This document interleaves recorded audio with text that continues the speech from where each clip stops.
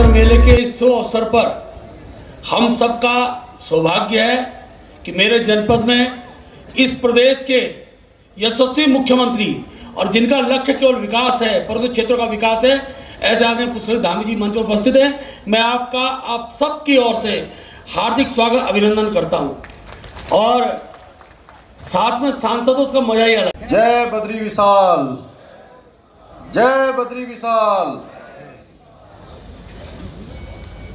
71वें गोचर मेले के आज आप सब लोगों ने बड़ा स्वागत और अभिनंदन भी हम लोगों का किया है।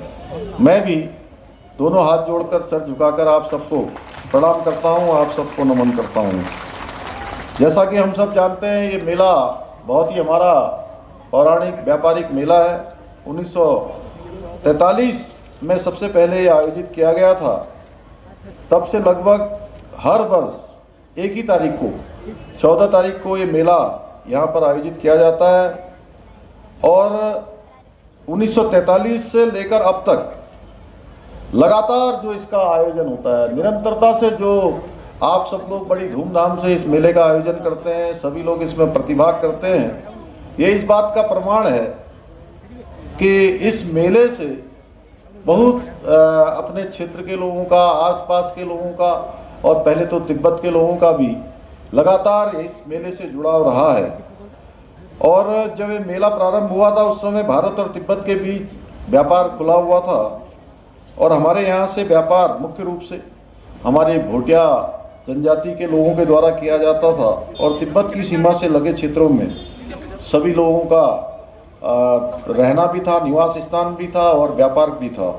प्रारंभ में गोचर मेले में भोटिया जनजाति के लोगों को अपने कलात्मक जो अनेकों एक से एक अच्छे उत्पाद पहले से ही जो बनाते आए हस्तशिल्प के, ऊनों के, उसने बेचने में बहुत मदद की। और देश की आज़ादी के बाद गोचर मेला सरकार द्वारा एक औद्योगिक और सांस्कृतिक मेले के रूप में आयोजित किया जाने लगा।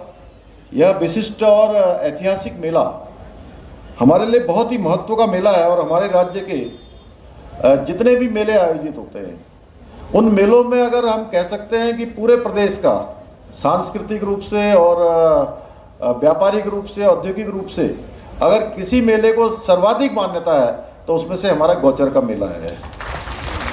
और इसमें मुझे ये बताते हुए भी खुशी हो रही है क्योंकि मैं पूछता भी हूँ कि कितने विभागों के द्वारा यहाँ पर प्रतिभाग किया जा रहा है, तो राज्य सरकार के अधिकांश विभाग इस मेले में प्रतिभाग करते हैं। भाइयों बहनों, मेले ये हमारे जीवन के बहुत ही महत्वपूर्ण भाग होते हैं। ये इंद्रधनुष, जो इंद्रधनुषी रंग होते हैं उसकी तरह ही होते हैं, क्योंकि अब तो बहुत सारे साधन हो गए, बहुत सारे संसाधन हो गए। टेलीविज़न पर ही हमको सब प्रकार की जानकारियाँ मिल जाती हैं, इंटरनेट आसान हो गया है, संचार के साधन आसान हो गए हैं। लेकिन पहले के समय में जब ये इस प्रकार की सुविधाएं नहीं थी, इस प्रकार की व्यवस्थाएं नहीं थी, तो उस समय ये मेले एकमात्र साधन हुआ करते थे जो हम सबको एक दूसरे से मिलाने का काम करते थे, हमारे जीवन में ताजगी और उत्साह भरने का काम हमारे इस प्रकार के मेले किया करते थे।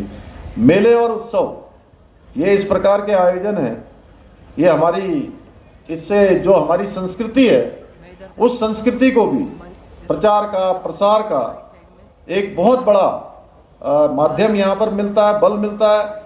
वहीं हमारी नई पीढ़ी भी हमारी जो समृद्ध, जो सांस्कृतिक धरोहर रही है, जो हमारी विरासत रही है और हमारी जो परंपराएं रही हैं, वो पीढ़ी दर पीढ़ी आगे बढ़ती है।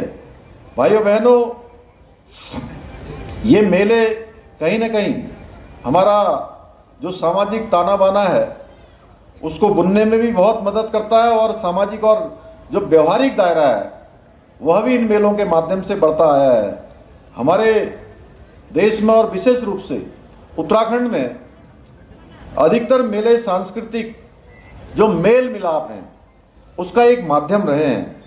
और गोचर का जो मेला है वो विशेष है क्योंकि ये मेला जहाँ सांस्कृतिक रूप से अपनी एक छटा बिखेरता है, वहीं आर्थिकी को मजबूत करने का भी, यानी कि व्यापार को भी बढ़ाने का एक बहुत बड़ा सहायता करता है। एक और जहाँ इस मेले में हमारी जो झांकियाँ हैं वो उत्तराखंड की विशिष्ट बहुआयामी जो हमारी संस्कृति है उस संस्कृति को दर्शाती है, वहीं हमारे सरकार के अधिकांश विभागों के द्वारा जो काम राज्य के अंदर संचालित किए जा रहे हैं या जिन कामों को किया जा रहा है उनको दर्शाया भी और प्रदर्शित भी किया जाता है।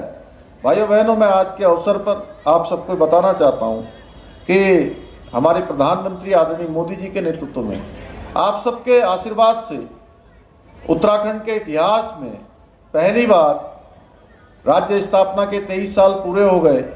इन 23 सालों में हर बार चुनाव होता था, एक चुनाव के बाद दूसरे चुनाव में सरकार बदल जाया करती थी।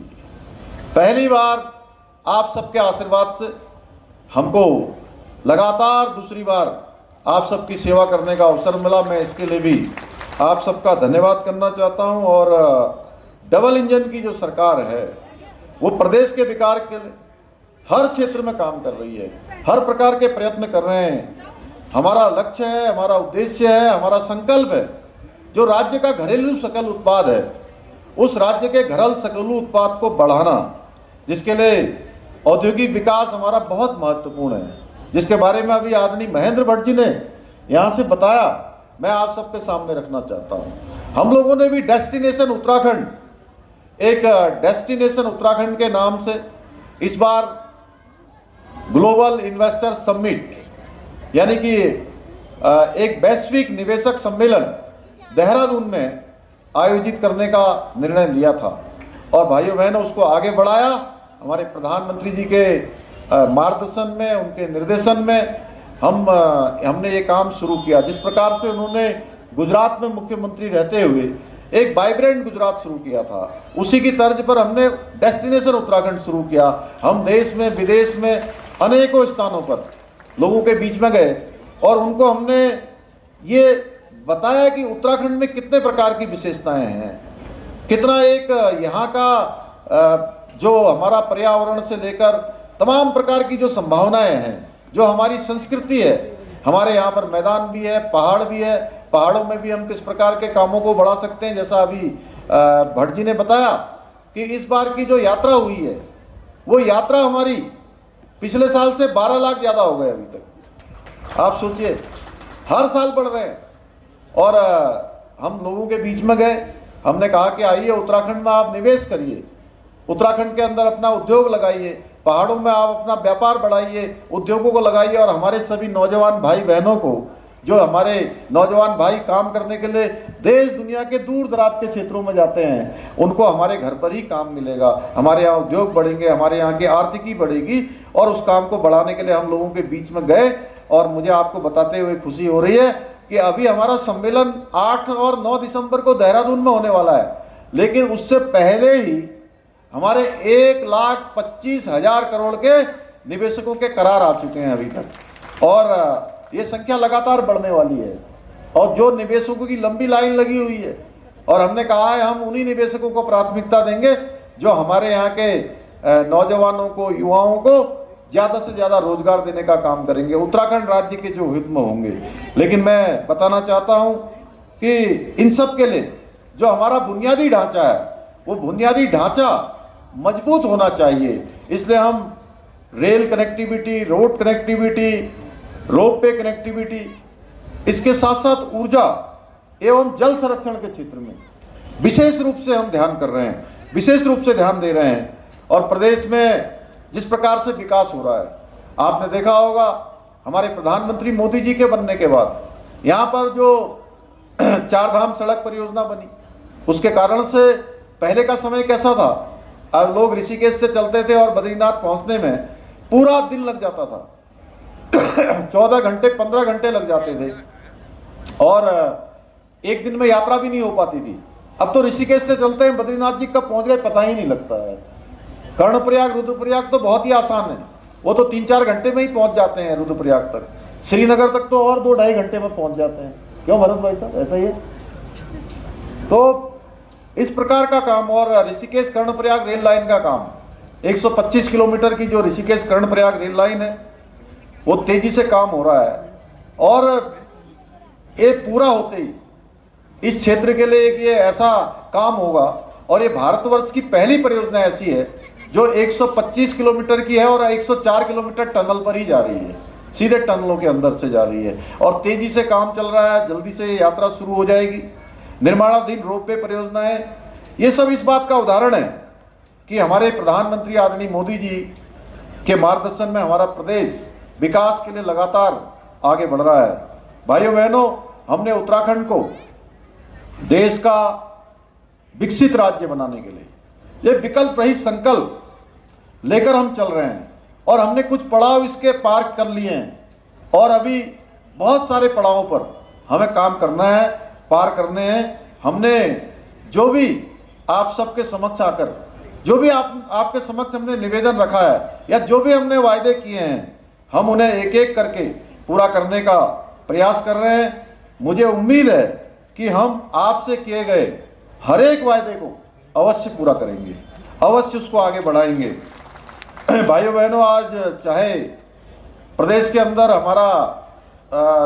देश के अंदर हमारा प्रदेश पहला है जहां हम राज्य के अंदर हमारी माताओं बहनों को, गरीब परिवारों को एक साल में 3 गैस के सिलेंडर बिना किसी पैसे के देते हैं, यानी कि मुफ्त में हमने ये योजना चलाई है, और 1,81,000 परिवारों को हम ये गैस के सिलेंडर उपलब्ध करा रहे हैं। इसके साथ साथ अभी हमारे माननीय प्रधानमंत्री जी ने जहां नारी शक्ति बंधन अधिनियम देश की संसद में पास हुआ है, और आज़ाद भारत के इतिहास में ये पहला एक इतना बड़ा काम है जिसको कोई नहीं कर पाया, वो हमारे प्रधानमंत्री जी ने उसको पास करके साबित कर दिया कि हमारी प्राथमिकताओं में हमेशा से मातृशक्ति है। और हमने प्रदेश के अंदर 30% का सहतीज आरक्षण हमारी माताओं को, हमारी बहनों को, हमारी मातृशक्ति को मिले, उनको आगे बढ़ने का अवसर मिले।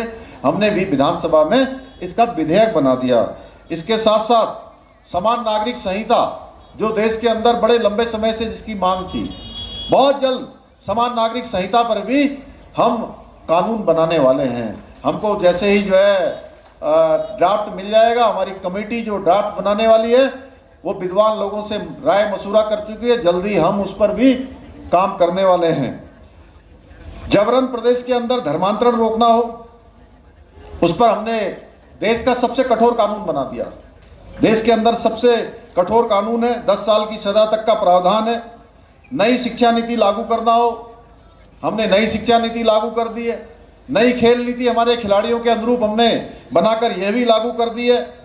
और सख्त नकल विरोधी कानून, जिसके बारे में मैं आपको जरूर कहना चाहता हूँ, लंबे समय से ये नकल का जो काम है चल रहा था, 10 साल 15 साल से लगातार, और ऐसे मेहनत करने वाले हमारे भाई बहन वो हमेशा पीछे रह जाते थे, और जो नकल करने वाले थे वो पास हो जाते थे, उत्तीर्ण हो जाते थे, नौकरियों में चले जाते थे, फिर जांचें शुरू होती, कहीं कुछ होता कहीं कुछ होता, लेकिन हक मारा जा रहा था उस गरीब माता पिता के बेटे का, बेटी का, जो अपने बेटे को, अपनी बेटियों को कोई छोटी सी सब्जी की दुकान करता है, कोई चाय की दुकान करता है, कोई घर का घी बेचता है, दूध बेचता है, अपने जेवर गिरवी रखता था, तब जाके अपने बच्चों को पढ़ने लिखने के लिए भेजता था। भाइयों बहनों, उसके साथ लगातार धोखा होता था, लगातार उनके साथ छल हो रहा था, डकैती पड़ रही थी, लूट हो रही थी, उनकी मेहनत लूटी जा रही थी, उनके साथ अन्याय हो रहा था। हमने तय किया कि अब हम किसी भी कीमत पर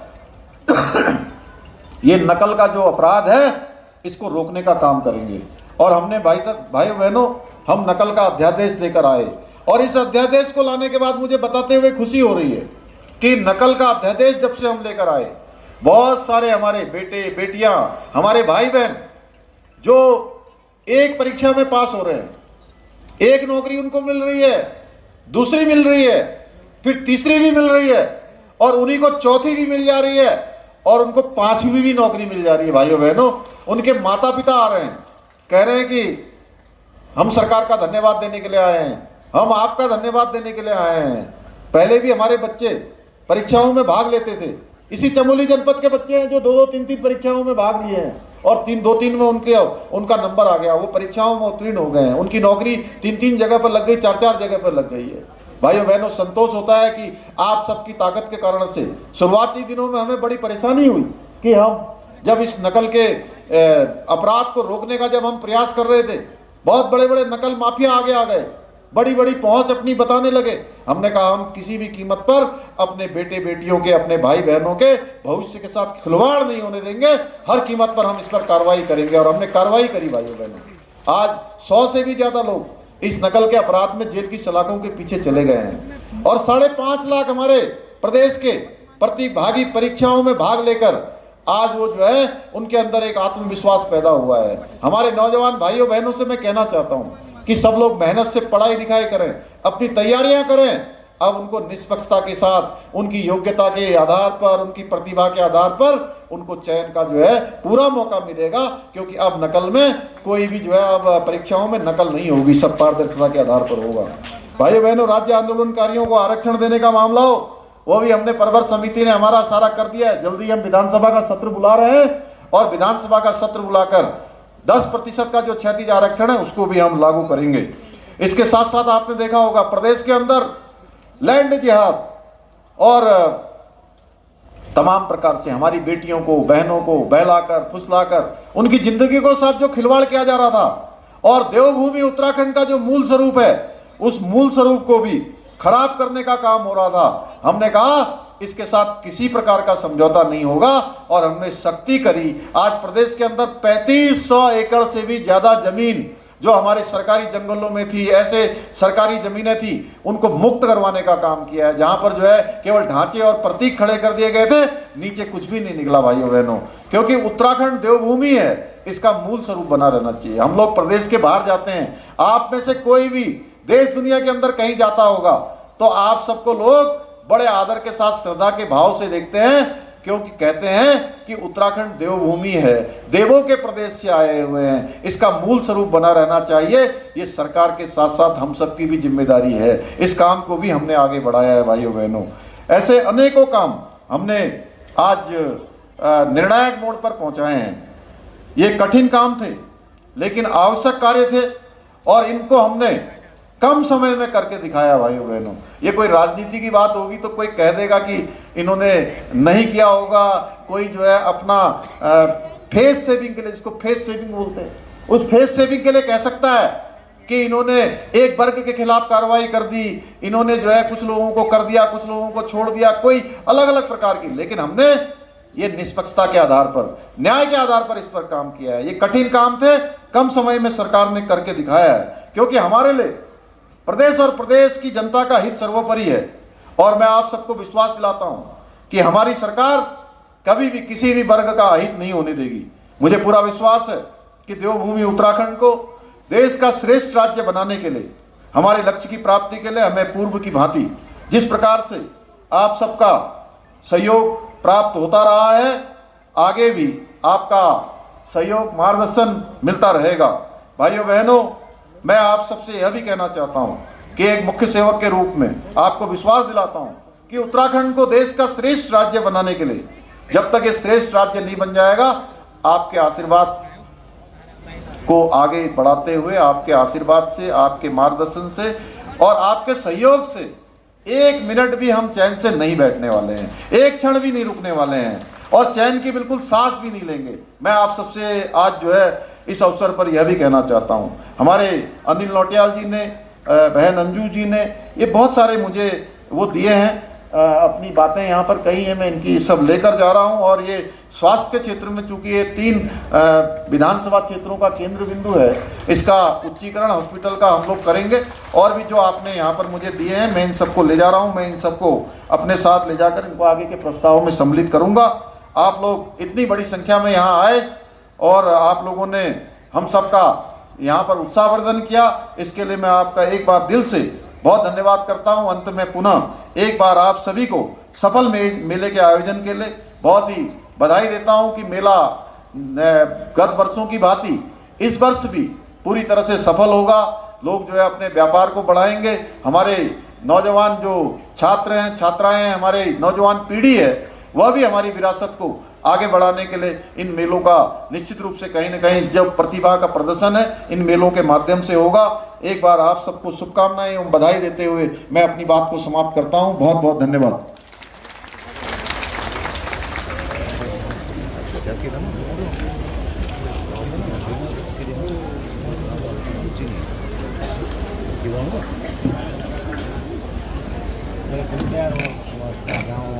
धन्यवाद माननीय मुख्यमंत्री।